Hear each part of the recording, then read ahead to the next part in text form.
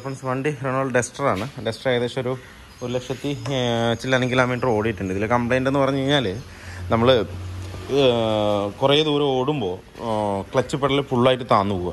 എന്ന് വെച്ചാൽ പെഡൽ ഒട്ടുമില്ലാതെ മൊത്തം ഫ്രീ ആയിട്ട് ഫ്രീ പ്ലേ പോലെ അങ്ങോട്ട് ആവുക. പക്ഷേ ബ്രേക്ക് ഓയിൽ കസ്റ്റമർ ഞാൻ ബ്രേക്ക് ഡൗൺ ആയപ്പോൾ വിളിച്ചപ്പോൾ കസ്റ്റമറിൻ്റെ അടുത്ത് ചോദിച്ചപ്പം ബ്രേക്ക് ഓയിൽ നോക്കാൻ പറഞ്ഞപ്പോൾ ബ്രേക്ക് ഓയിൽ ലെവലും കറക്റ്റാണ്, പക്ഷേങ്കിൽ ക്ലച്ച് ലോഡാവണില്ല. ഇതായിരുന്നു കംപ്ലയിൻറ്റ്. അപ്പോൾ ഇതിന് കൂടുതലും കംപ്ലയിൻറ്റ് വരുന്നത് സ്ലീവ് സിലിണ്ടറിൻ്റെ കംപ്ലയിൻറ്റ് കൊണ്ടാണ് കൂടുതൽ വരിക. മേലത്തെ സിലിണ്ടർ കംപ്ലയിൻറ്റ് ഉണ്ടെങ്കിലും വരും, അത് വരാൻ ചാൻസ് കുറവാണ്. അതുമാത്രമല്ല ക്ലച്ച് ഭയങ്കര ടൈറ്റും ഉണ്ട്. നമ്മൾ ലോഡായി കഴിഞ്ഞ് കഴിഞ്ഞാൽ നമ്മൾ പ്രസ് ചെയ്യുമ്പോൾ ക്ലച്ചിന് നല്ലൊരു ടൈറ്റും ഉണ്ട്, റൈസ് ആവുന്നുമുണ്ട്. എന്താ വെച്ചാൽ ക്ലച്ച് കംപ്ലീറ്റ് ആയിട്ട് പണിയെടുക്കേണ്ട ഒരു അവസ്ഥ ആയിട്ടുണ്ട്. നമ്മൾ ഗിയർ ബോക്സ് ഇതിനകത്ത് കംപ്ലീറ്റ് ആയിട്ട് അഴിച്ചിട്ടുണ്ട്. അതുപോലെ തന്നെ ഇതിൻ്റെ ഗിയർ ബോക്സ് ഇറക്കാനായിട്ട് നമുക്ക് ഫുള്ളായിട്ട് ഇറക്കി താഴെ വയ്ക്കേണ്ട ആവശ്യമില്ല. നമുക്ക് ഇവിടെ നിന്ന് ഇറക്കിയിട്ട് ഇവിടെ ഒരു ഗ്യാപ്പ് ഉണ്ട്. നമ്മൾ ഗിയർ ബോക്സ് എല്ലാ മൗണ്ടിങ് ബോൾട്ടും അയച്ചതിന് ശേഷം ഒന്ന് ബാക്കിലേക്ക് തള്ളി വെച്ചതിന് ശേഷം നമുക്ക് സൈഡിലൂടെ നമുക്ക് അഴിച്ചിട്ട് താഴേക്ക് കയറ്റാനും ഇടാനും ഒക്കെ നല്ല ഗ്യാപ്പ് ഉണ്ട്.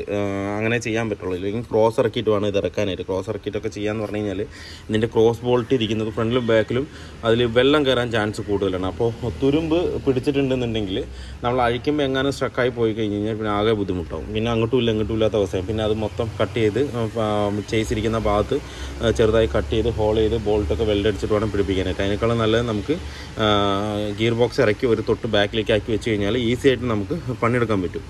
സുഖമായിട്ട് ചെയ്യാം. അടിയിൽ കടന്നിട്ട് നമുക്ക് സുഖമായിട്ട് നമുക്കത് എന്താ പറയുക, ക്ലച്ച് പ്ലേറ്റും കംപ്ലീറ്റും റിലീസ് ബെയറിംഗ് കംപ്ലീറ്റും മാറ്റാനായിട്ട് സാധിക്കും. ഇപ്പോൾ അത് കംപ്ലീറ്റ് ആയിട്ട് അഴിച്ചെടുത്തിട്ടില്ല. ഇനി അഴിച്ചെടുത്തിട്ട് വേണം നമുക്ക് ഇതിനകത്ത് സെറ്റ് ചെയ്യാൻ. അപ്പോൾ ഗിയർ ബോക്സ് മാത്രം തള്ളി മാറ്റിയിട്ടുള്ളൂ.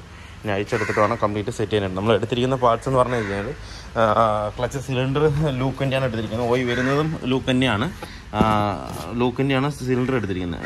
MRP വന്നിട്ട് 1948 രൂപ MRP ഇടുന്നുണ്ട്. ക്ലച്ച് സെറ്റ് നമ്മൾ റെനോൾഡിൻ്റെ ഓയിൽ പാർട്സ് തന്നെ ഇതിനകത്ത് എടുത്തിട്ടുണ്ട്. അല്ലേ, അത് 5 സ്പീഡ് ഉണ്ട്, 6 സ്പീഡ് ഉണ്ട്. ഇത് നമ്മുടെ വണ്ടി 5 സ്പീഡാണ്. 6 സ്പീഡ് ആകുമ്പോൾ കുറച്ചുകൂടെ റേറ്റ് കൂടും. 5 സ്പീഡ് ആയതുകൊണ്ട് നമുക്ക് ഏകദേശം ഒരു 11 രൂപ റേഞ്ച് എന്തോ ഉണ്ട് ഇതിനകത്ത്. ബില്ല് നോക്കിയിട്ട് എല്ലാം ഒറിജിനൽ പാർട്സിന് എപ്പോഴും MRP അവർ കൊടുക്കില്ല. എന്താ വെച്ചാൽ MRPനേക്കാൾ കുറച്ച് എന്തെങ്കിലും അങ്ങോട്ടും ഇങ്ങോട്ടും വ്യത്യാസം ഉണ്ടാവും. അതുകൊണ്ടാണ് അവർ MRP അത് ഉണ്ടെന്നുണ്ടെങ്കിൽ അതിന് കട്ട് ചെയ്ത് കളഞ്ഞിട്ടാണ് നമുക്ക് തരിക. അപ്പോൾ എന്തായാലും വ്യത്യാസം വരും. റേറ്റിന് ഒറിജിനൽ റേറ്റിൽ നിന്ന് ചെറുതായിട്ട് അങ്ങോട്ടും ഇങ്ങോട്ടും വ്യത്യാസം വരും. പക്ഷേ സംഭവം ഓയിൽ പാർട്സ് തന്നെയാണ്. ഇപ്പോൾ ക്ലച്ച് സെറ്റ് ഓയും നമ്മൾ സിലിണ്ടർ ലൂക്കിൻ്റെയാണ് ഇട്ടിരിക്കുന്നത്. ഇപ്പോൾ നമുക്കത് അഴിച്ചിട്ട് വേണം ഇതിനകത്ത് ലോഡ് ചെയ്യാനായിട്ട്. അപ്പോൾ ഞാൻ അഴിച്ചിട്ട് ക്ലച്ച് സെറ്റും റിലീസ് ബെയറിംഗ് അഴിച്ചിട്ട് കംപ്ലൈൻറ്റ് എന്താണെന്നുള്ളത് ഞാൻ കാണിച്ചു തരാം. അതുപോലെ തന്നെ എപ്പോഴും നമ്മൾ വണ്ടി സ്റ്റാർട്ട് ചെയ്യുമ്പോൾ എനിക്ക് സംഭവിക്കാവുന്ന കാര്യം തന്നെയാണ്. നമ്മൾ ഗിയറിലിട്ടിട്ട് ക്ലച്ച് പിടിച്ചിട്ട് സ്റ്റാർട്ട് ചെയ്യും. അങ്ങനെയാണ് ചിലപ്പോൾ ചില സമയങ്ങളിലൊക്കെ സാഹചര്യങ്ങളിലൊക്കെ നമ്മൾ അങ്ങനെ ചെയ്ത് കഴിഞ്ഞ് കഴിഞ്ഞാൽ റിലീസ് ബെയറിങ്ങിന് കൂടുതലും അടി വരാൻ ചാൻസ് കൂടുതലാണ്. അങ്ങനെയാണ് കൂടുതലും പെട്ടെന്നൊക്കെ റിലീസ് ബെയറിങ് പോകാൻ സാധ്യത കൂടുന്നത്.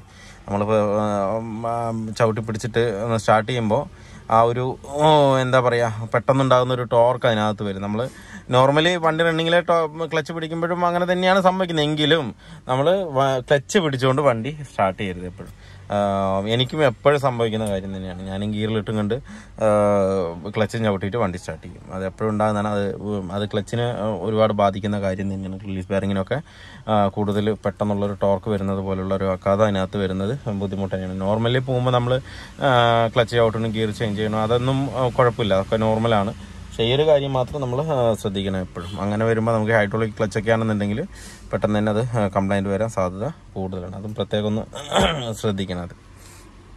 അപ്പോൾ നമ്മുടെ ഡസ്റ്ററിൻ്റെ വർക്ക് ഫുള്ളി കംപ്ലീറ്റ് ആയിട്ടുണ്ട്. ഇപ്പോൾ ഇതിൽ ചെയ്തതെന്ന് പറഞ്ഞാൽ ക്ലച്ച് സെറ്റും അതുപോലെ തന്നെ റിലീസ് ബെയറിംഗാണ് ഇതിനകത്ത് മാറ്റിയിരിക്കുന്നത്. ക്ലച്ച് കംപ്ലീറ്റ് ആയിട്ട് പോയിട്ടുണ്ട്. അതുപോലെ തന്നെ റിലീസ് ബെയറിംഗ് ചെറിയൊരു ലീക്കും വന്നിട്ടുണ്ട്. അതുകൊണ്ടാണ് ആ പെഡൽ ഇറങ്ങിപ്പോയത്. ചില സമയങ്ങളിൽ പെഡൽ കുറേ ദൂരം ഓടുമ്പോൾ ഇറങ്ങിപ്പോകുന്നൊരവസ്ഥ വരുന്നത് അതിനകത്ത്. അപ്പോൾ നമ്മൾ റിലീസ് ബെയറിംഗും ക്ലച്ച് സെറ്റും റിലീസ് ബെയറിംഗ് ലൂക്കിൻ്റെയും ക്ലച്ച് സെറ്റ് ഓയുമാണ് ഇതിനകത്ത് കയറ്റിയിരിക്കുന്നത്. അപ്പോൾ വണ്ടി പക്കയാണ്. ഓടിച്ചു നോക്കിയതിലും പക്ക സ്മൂത്തായി. പെഡലും അതുപോലെ തന്നെ പക്ക സ്മൂത്തായി. എന്താ പറയുക, നമ്മൾ ആക്സിലറേഷൻ പെഡൽ ചവിട്ടുന്ന ആ ഒരു ടൈറ്റ് മാത്രമേ നമുക്ക് ക്ലച്ചിന് ഫീൽ ചെയ്യുന്നുള്ളൂ. എപ്പോഴും പുതിയ ക്ലച്ച് ഇട്ട് കഴിഞ്ഞാൽ എല്ലാ വണ്ടിക്കും ഈ ഒരു അവസ്ഥയിലാണ് നമുക്ക് കിട്ടുക. പക്കയായിരിക്കും വണ്ടി. പെഡൽ ചവിട്ടുമ്പോൾ നല്ല ഫ്രീ ആയിട്ട് പോകാം. അതുപോലെ ഓടിക്കുമ്പോഴും നമുക്ക് ഗിയർ ചേഞ്ചിങ് ഒക്കെ പക്ക ഫ്രീ ആയിട്ട് നമുക്ക് കിട്ടും. ഇപ്പോൾ വണ്ടി ഓക്കെ തന്നെയാണ്. വണ്ടി ഓടിച്ച് നോക്കി കംപ്ലൈൻ്റ് ഒന്നുമില്ല. ഇനിയിപ്പോൾ ചെറിയൊരു സൗണ്ട് ചെറിയൊരു സൗണ്ട് ലെഫ്റ്റ് സൈഡിൽ നിന്ന് മാത്രം വരുന്നത്. അത് മാത്രം എന്താണെന്ന് നോക്കിയിട്ട് നമുക്കൊന്ന് ക്ലിയർ ചെയ്ത് വണ്ടി ഡെലിവറി ചെയ്യാം. അപ്പോൾ വീഡിയോ എല്ലാവർക്കും ഇഷ്ടമെന്ന് ലൈക്ക് ചെയ്യുക, ഷെയർ ചെയ്യുക, അതുപോലെ തന്നെ സബ്സ്ക്രൈബ് ചെയ്യാതെ വീഡിയോ കാണുന്നെങ്കിലും സബ്സ്ക്രൈബ് ചെയ്ത് സപ്പോർട്ട് ചെയ്യുക. അപ്പോൾ മറ്റൊരു വീഡിയോയിലേക്ക് കാണുന്നവരെ എല്ലാവർക്കും ബൈ.